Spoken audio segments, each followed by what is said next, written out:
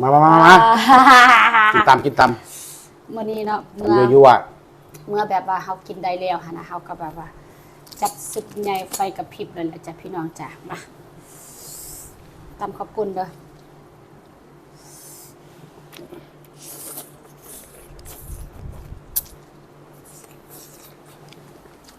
เดี๋ยวเราค่อยจะได้กินมันเลย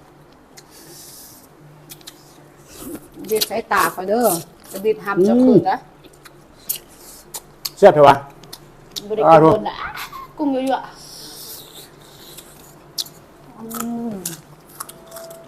เลยกินโดนแล้วล่ะโคตรแซ่บอย่างไรเนี่ยก็ทำแพลวเนี่ยลองกุ้งดูกุ้งเด้งดีเลยสดเลยแม่นสดกุ้งมัน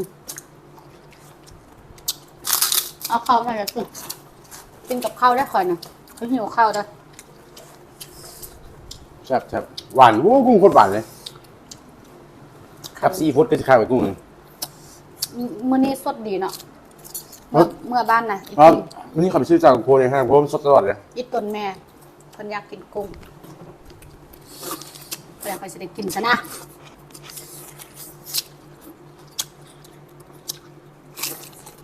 เดี๋ยวเบิ่งว่าเราตากันยำเฮาฮักกัน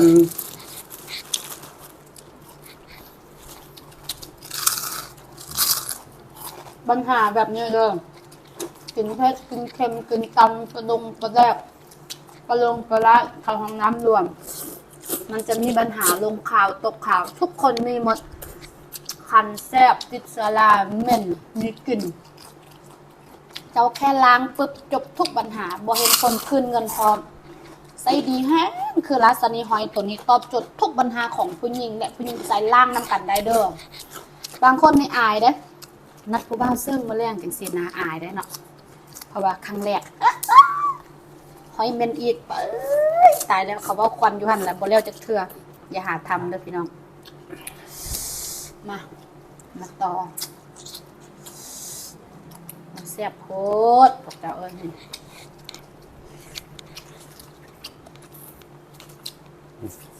เดี๋ยวจำประเด็นคำก่อน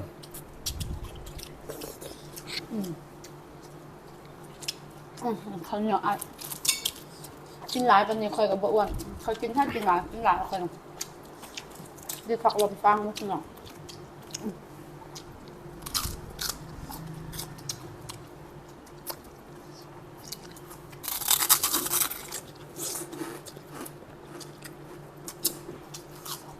อันนี้จะเป็นมากหน้าค้าสิวยุบจะคืนแรกคลายเรียนกับ1คืนจะเป็นกันแดดใส่กองเวนเบียกหน้าดำเบียกเป็นสิวเบียกเป็นฟ้าตอนออกแดดต้องใส่กระปุกเนี่ยยุบเว้นผลคืนเงินลูกค้าญาติกันลูกค้าสิค่าแล้วกันเครื่องค่าแซ่บครับสวย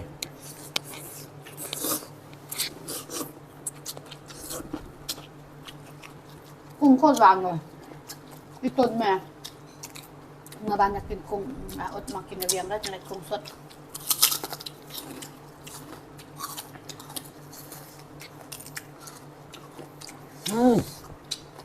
หวานแห้งกุ้ง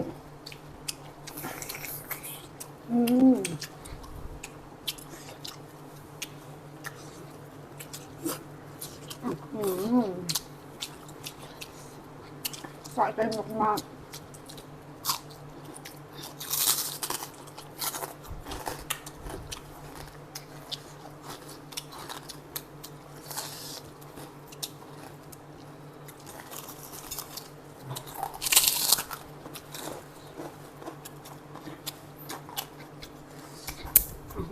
เช็ดน้ำแบบแซ่บกว่านี้ผมมีอีกรอบพี่น้องเลยตอนที่คอยไปแก้ดังมาใหม่ๆเขาเลยจะเบิ่งเรากินอะใจเกือบขาดสดน้ำเด้อ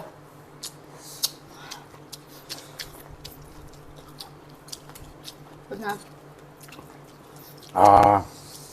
กระเดียกยั่วๆกุ้งสด